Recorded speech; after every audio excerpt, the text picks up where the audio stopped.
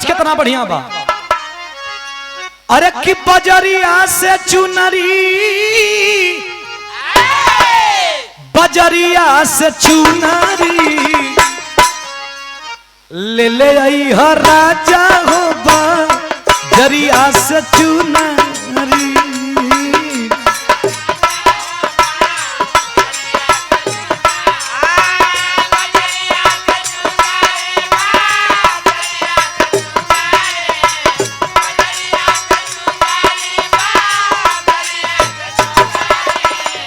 ले ले आई हर राजा हो।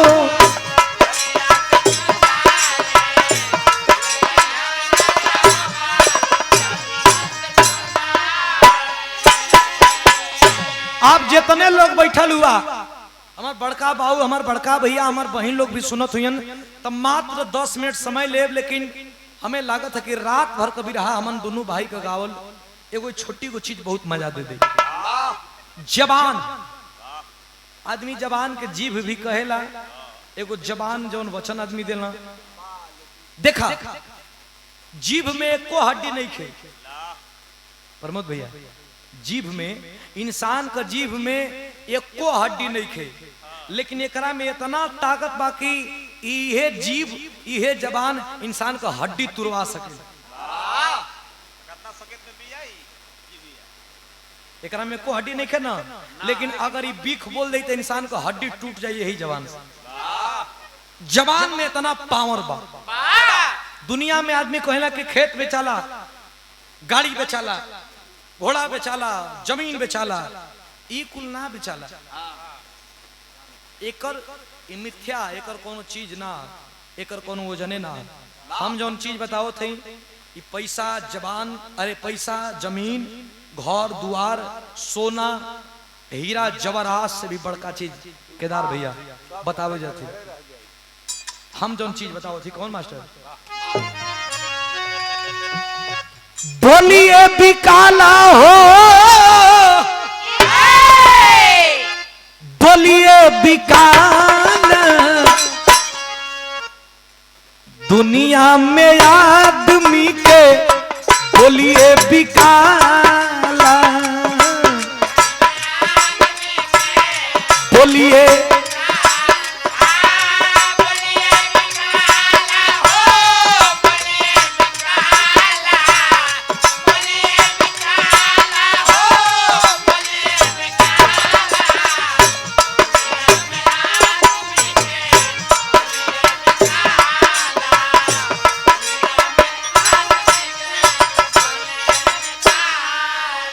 बोलिए बिकाला। आदमी गोर रही है तबे बोली का कीमत रही, सामर रही है तबो बोली का कीमत रही, आ करिया रही है तबो बोली का कीमत रही। बोली का वजन करिया, गोर, सामर, भुवर ना चिनेला। करिया से होश पर गई। करिया आदमी के हम बहुत मानीला। काहे हो? ऐसे के क्वालिटी होला। करिया आदमी जब प्रमोद भैया हंसल ना, तो जनाला कि कोयला खदान में आग लगल। अरे दादा, अगर पान खा ल। अच्छा, हमारा गहुआ का एगो करिया रहल, हंसे तो चिन्हा। करियन के दांत बड़ा कुछ चमके, राती को कुल हेराज है तो हंसियां तब मिली है। अच्छा, तो ससुरारी गई, तो ससुरारी गई एकदम पेवर रिठा हो। ससुरारी गई तो 1 दिन रुकल, 2 दिन रुकल, 3 दिन रुकल। अच्छा, वो करियावा कोना में बैठ के एक दिन सोचत रहल कि ये मर्दे आदमी गोरखा गोरखा तो 2 दिन में घरे चली आवेल। हम करिया हो के 5 दिन रुक गई। अच्छा, तो धीरे धीरे 5 दिन 11 दिन रुक गई। अपन सास ले पूछलस कि अम्मा जी हमके रोकल काहे के गईल? अम्मा उनका कहली कि का बताइए पाहुन, भैंसिया बियात रहल तो वही घड़ी ओकर बछरुआ मुँह गई। अब 5 लीटर ओकर दूध है। आज जहिया रुआ आवे करें वही दिन भैंसिया बियात रहल, वही दिन मुँह गई। आइए पाहुन, आपके कमरा ओढ़ा के अब भैंसिया का ए लंगवा वो लंगवा कद नहीं जाता, हम भैंसिया पहना जाए। काहे हो मैया? तो भैंसिया जाने ले कि हमार लोचरवे हो। कलस की हाँ सरवा कहीं हमके लोचर बना के रख ले बाड़ा बना के रखो बड़हारा पड़ाम के बना के रख देला सन त ई हो। अच्छा अब की बारी हर आग लागल है कि नहीं? यार आग बचल हमनी ओरी बड़ी आग लगबा। प्रमोद भैया तोरी ओरी इस समय बहुत नुकसान भइल, ट्रांसफार्मर जर जात रहा। ये तनी लू न हमारा गाँव कुछ गणेरी भाई लोग हुआ, एक दिन आग लग गई, कम से कम 30-35 बीघा गेहूं जल। अब 35 बीघा गेहूं में एगो गणेरी भाई का 5 गो बकरी रही, सब 5 बकरी गुजर गई। प्रोग्राम खातिर हम निकलत रही तो जौन जुड़ल आटल सहयोग करके चलनी। गांव को लोग, गांव को प्रधान, गांव का सरपंच गइल के भैया तुहार बकरी जर गई सर। अच्छा सवेरा वाले आदमी मुकाम द समझावा कि जाए मान जा भैया जौन होइल तौन भइल, भगवान के ले दे के। और संझिया होते आदमी कहला कि कहो जरी न गइली स भैया फेंकिए त बेगी देब, जर गइली स त बेगी देब। अब बढ़िया भुजाऊ गइल स बॉर्डर पे गाँव ऐसे बढ़िया यूपी ले कुछ मंगा के बेगी न देब।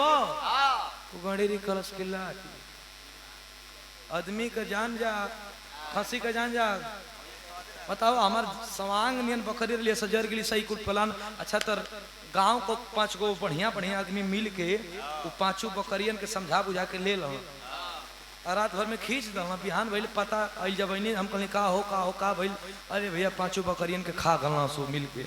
अच्छा संजोग के बाद देख जे वहीं अली तिले 5 बकरिया के जानी कहाँ ले घूमत मिल गई, कहीं आ गई सो। अब मचल गाँव में हल्ला केरी बकरिया मिल गई कहाँ जर रहा सा तो 5 गो बकरी नहीं 5 गो कुकुर जर गिरा। कुकुरे खइला सन अब वो खौरा आवा कुकुर ए ओ माय हइयो रे भैया बिया में नाही आ रहे हो नाही करे गाल के बा खरे गुरुबा। धन्यवाद प्रभु। खिंचा गई सब 5 गो बकरी। यही से बरियन काम कबो होखे के कोनो काम मेहरारू के मनाओ तला उससे बरियाई मत कर, प्रेम से बनाओ। बिरहा गाओ तला जितना हमार क्षमता बा उतना गाई प्रेम से। ने बढ़ जाई तो 1 दिन बढ़ब, 2 दिन बढ़ब, 1 महीना बढ़ब, अने खूब तामस रही तो साल भर बढ़ब। ओकर बात तो भाई स्वाभाविक बा काजी क्षमता बराबर। हमारे गाँव एगो अनार रहे वो कबो 5 में खैले नहीं रहे। अब मरे मरे को किनारा आ गई तो अपन चाचा लग कि चाचा हमार मन करता बैठ के 5 में खाए को। कहला सुना भैया तो के हम लिया देवे जे न तो के जानकारी कब पूरी परी, कब पतल परी, कब पानी परी, तू का जेबा। कहला सुनाई हमार अंतिम इच्छा बा चाचा के हम 5 में खाई। 5 में कानन हमके घरे लिया दे। मन भोगे ना मन भोगो ना मन भाई। कहला चल भैया, लेकिन चाचा कोड बतैलो कि देख हम खोख एक बेरी खोखब तो जन है कि पत्तल पर गई, दूसरका बेरी खोखब तो जन है कि गिलास, आ तीसरका बेरी खोखब तो जन है कि पूरी। माने खोखा जाई बताओ जाए कल ठीक ठीक बैठा रहा तो खोखी तो बरत नहीं खे बरी से खोखे के बाद तो कहना बैठला के बाद जही पत्तल आई तो कहना टोटल अलग टोके जानस कि ओ पत्तल पर गई। तो दूसर का तो गिलास पर गई तो बा आ तिले तीसरका बेरी तो बरियाई से खोखे के बाद आ बरियाई से तीसरका बेरी खोखना तिले शुरू हुर्री कबल गई खोखे तो वो अनहरा जलस कि कले ना कि एक बेरी खोखब तो पत्तल परी, दूसरका बेरी खोखब तो गिलास परी, तीसरका बेरी खोखब तो पूरी परी। आई लगना खोखा जाना तो भगदड़ हो गई का जना तो झगड़ा हो गई का तो डायरेक्ट खोखे लगना। अब वो हो माले खड़ा होके जितना पूरी पत्तल पर है वही में यही से कोनो काम बरियन कोनो काम बरियन ना होला। बरियाई कोनो काम करही के ना चाहिए। हम का कहली है भैया बोलिए बिकाला हो, बोलिए बिकाला दुनिया में आदमी के, बोलिए बिकाला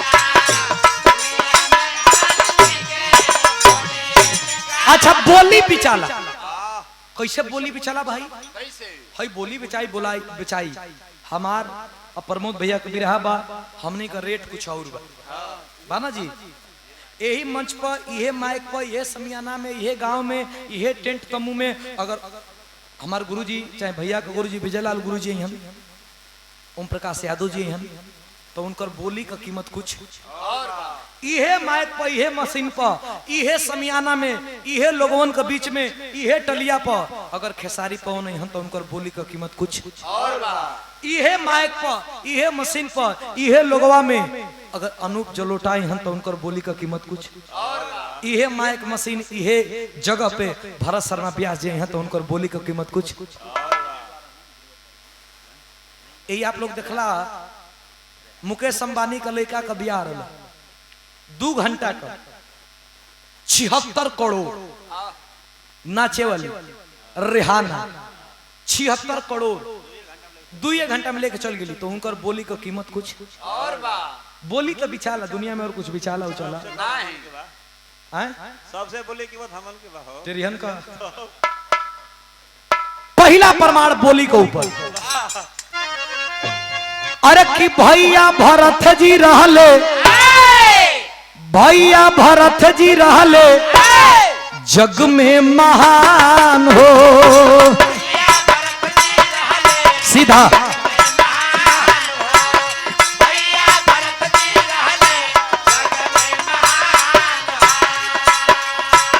भाई कारण माई त्यागले जाने ला जहान हो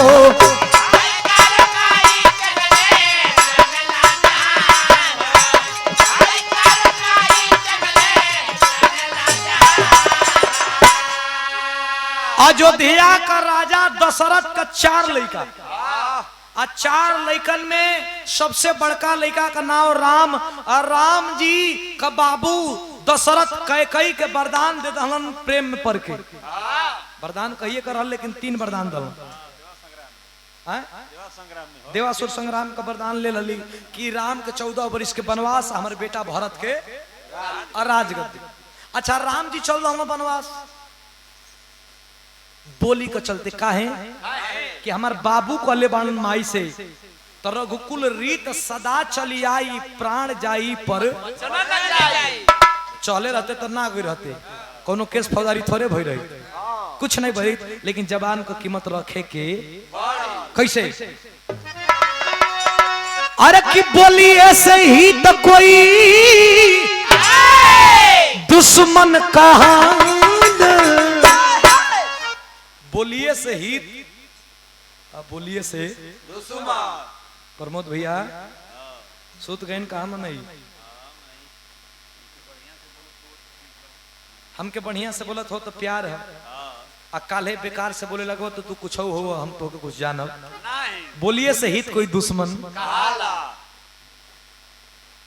आदरणीय बड़का भैया तेज बहादुर यादव जी आपके द्वारा शानदार 100 रुपया पुरस्कार बहुत बहुत दिल से धन्यवाद। हमारा गाँव एगो बाबा रहा उनको कुछ नीचे का हथौड़ी बढ़ गई रहा छेनी हथौड़ी आगे में उनकर जर गई हाइड्रोसिल कैसे जो भी जैसे छटकल होके हम नहीं जाना आग तापे में जा जर गई होके तो ये चाम बहुत नरम होता है कुआर होला अब उनके आनंद फानन में हमारे गाड़ी से टांग के ले जाई गई डॉक्टरी में तो का कर के हे फैल गई चल कैले रह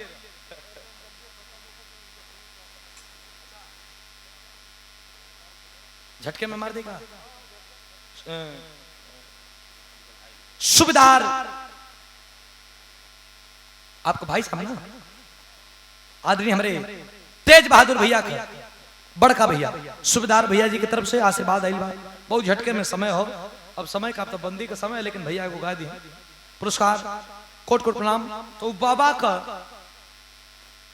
हाइड्रोसिलवा जर गिर तो हाइड्रोसिलवा के टांग टूंग के आदमी ले गए तो ऐसा ही कैले रह चुकी नरम चाम होला भाई सट जा तो डॉक्टर साहब से कहना कि कोनो ऐसा दवाई दा कि हम परेशान न रहे कहले भैया तो झुकाते झुकाते न झुकाई कहला नहीं धोती सट जाता तो हमारा एकदम जना था कि छौछिया जाता कहाँ डॉक्टर साहब के एगो उपाय हाँ हाँ मलहम दाना लगावे खातिर आ एगो टैबलेट दह हाँ उ टैबलेटवा का कुछ फोर्स करके नाम रह मेन फोर्स रहे जो भी हो कल खा हो भैया कल एकरा से जौन मलहमवा से तोहर घौवा झुखाई आ जौन धोतिया सट जात ई टैबलेटवा खइबा तो धोतिया सटी नहीं लगा नहीं टाइट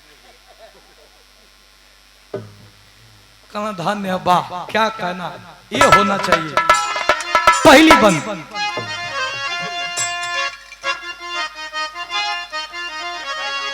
एगो भाई रावण एगो विभीषण मिसाल हो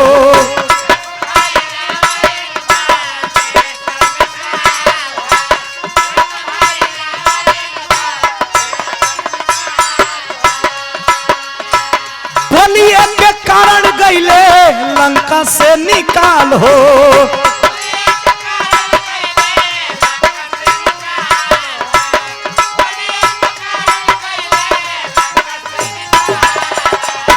और रावण का भाई विभीषण बोली के चलते लंका से निकालल गई बोली में दोष का रहे कि श्री मत लगाओ जो मेरा दुश्मन राम है उसे आप श्री राम कहते हो इसका मतलब हमारे दुश्मन से मिले हुए हो श्री लगैला लंका से विभीषण निकालल गई खाली बोली के चलते तब अरे बोली ऐसे कोयल कोई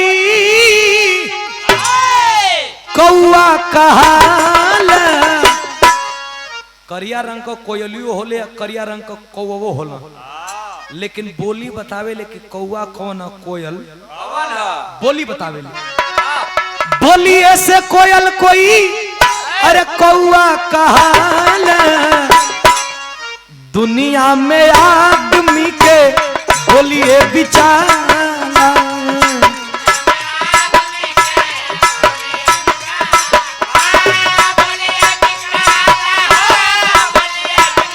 वाह वाह अरे क्या कहना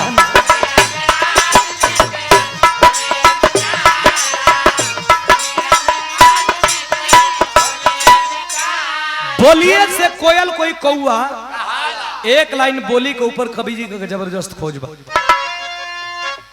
बोली हा मिठाई बोली हा बहुरी आके ससुरा कपाहुर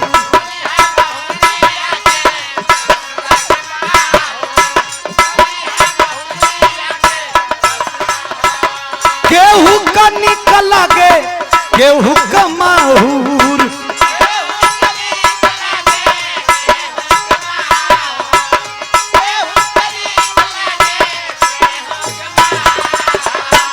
हमारा घरवा तोहरा घरवा में बेटी बहन वाली 5 घर का तोहर बेटी बहन वाली 5 को पतो आवत वाली ओही में केहू को बोली मीठ लगेला ओही में केहू को बोली कड़वा लगेला माहौर लगेला अच्छा हमनी का 5 लाख 10 लाख 25 लाख अपन बेटी बहन के देनी जा ओकरा संगे पाहुर पुड़िया भी दियाला हमनी के बिहार में खाजा बतासा लड्डू टिकरी दियाला यार भी कुछ दियात होई ता बोली का कीमत जीवन भर चलेला है खाजा बतासा टिकरी और मिठाई तो 1 दिन 2 दिन 5 दिन 10 दिन में उड़ा जात होई लेकिन अगर तुम्हार बेटी बहन दूसर के घर में जाके अगर मीठ बोलली तो आदमी कहे कि एकर परिवार का परवरिश बढ़िया बा एकर संस्कार बढ़िया बा नहीं 25 लाख 30 लाख दे नहीं बड़ो अब बीएड बीटेक करैले बड़ा आ केहू को मेहरारू केहू को बेटी बहन अली तो तोहार बहन कहलस तोहार बेटी कहलस कि बैग 25 लाख दिला हूँ वाला हमार बाबू इनके चलनी गोड़ हाथ धरे तो आदमी कहे कि एकर बोले आवो तब अरे की बोलिए के लड़ाई को जितेंद्र भैया बोलिए के लड़ाई कोट अरे कचहरी में जाला बोलिए का लड़ाई कोट इतिहास गवाह है कि तोहार 3 गो लड़का बना हमार 4 गो लड़का बना तो आदमी कहना कि तो 4 गो लड़का बना तो हमारो 5 गो लड़का बना तू 5 बीघा जोते ले तो हम 10 बीघा जोतीला लौर निकलेला बोली से लड़ाई होला या बोली का लड़ाई FIR होला थाना में FIR का कापी कोर्ट में जाला आ कोर्ट में जाला तक लौर और गोली चलेला तोहरा ओर से एक और वकील साहब आ एगो हमरे ओर से वकील साहब, दोनों जनी बोली से बहस करेला। आय ऑर्डर जौन जज साहब देना वो बोलिए से देना कि ऑर्डर मुजरिम को इतना तहत इतना सजा सुनाया जाता है। हर जगह तो बोलिए का खेल बा काजी। बोली का लड़ाई कोर्ट अरे कचहरी में जाला, दुनिया में आदमी के बोलिए बिचारा।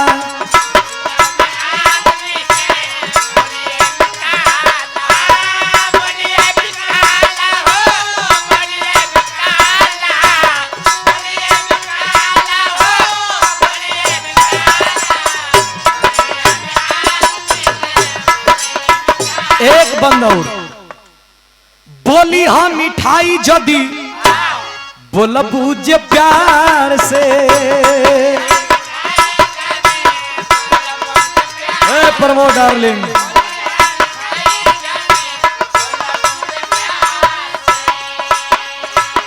बोलिए से सौदा भी काला बाजार में।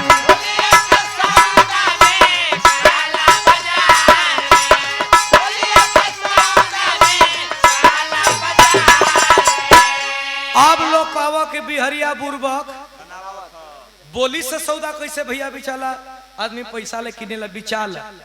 अगर हमारा दुकान होके या भैया का दुकान होके, हम 5 रुपया का सामान 50 रुपया में बेचत नहीं, भैया 10 रुपया का सामान 5 रुपया में बेचत हूँ, तो हम 5 रुपया का सामान 50 रुपया में कैसे बेचब? ग्राहक के देखब तो सबसे पहले ग्राहक के अरे भैया प्रणाम प्रणाम आय आय आय तो ग्राहक जानी की जाना तो जान पहचान ढेर दिन से बता। और ग्राहक के बोला के सबसे पहले बैठा के सबसे पहले का कब ए लड़का तनी चाली है ता उ जानी की जाना तो ढेर दिन का जान पहचान चाय पिया के और तुरंते कह दा कि दुकान हमार थोड़े है तो आपे को दुकानिए है, बाप दादा से बनत आ गई। तो वो आदमी अब पैसा ना देखी, अब अपना शान के देखे कि ये मर्दे हो मद इतना बनता ठंडा उंडा पिया के तो छागल कितना का देब? 500 का भैया। हाँ 500 ना देव 450 देव ले जा भैया, हम कुछ कहत हैं। और छागल 150 को ले ली आ देखा ओ या ले ली आ जन 5 रुपया 10 रुपया का सामान 5 रुपया में भैया बेचता हूँ तो इनकारा के नुहे आदमी जाई तो पहले तो गोड़े ना धरी हाँ काहे एक तो 10 रुपया का सामान 5 रुपया में बेचहूँ के आ चल इनकर गोड़ धरे मछरी थोड़े है कि सरत तो आदमी कहे हाँ ही देखा दरे सुधीरवा बेचत तो कितना व्यवहार से बेचला सर बेची ना 1.5 रुपया का 150 का सामान 500 में बेची तो बेची ना व्यवहार से ना बेची तो और गोड़ो हथवा दबाई। तो यही से बोली से सौदा बिचाला। बोली से सुधीर लाल अरे गंगा नहाए के बाद बोली से गंगा नहाए के चाहिए, नहीं रोज गंगा नहाता रहो। और सोचो तारा कि तेज बहादुर को घरवा में शीशा लगा मार के फोड़ और अतिया होखे दो ना फोड़ कैसे गाड़ी किन हमार के इनकर शीशवे फोड़ कुर्ता नया पहले बना तो इनकर खलतिए फाड़ दे भैया तिल फाट गई। नहाए के बाद मन से नहा क्योंकि गाड़ी देखे प्रेम जौन अंदर तवन बाहर निर्छल होके के बोली से सुधीर लाल अरे गंगा नहाल। चौगुन बजेबा का बिहार वाली अरे दुनिया में आदमी के बोलिए बिकार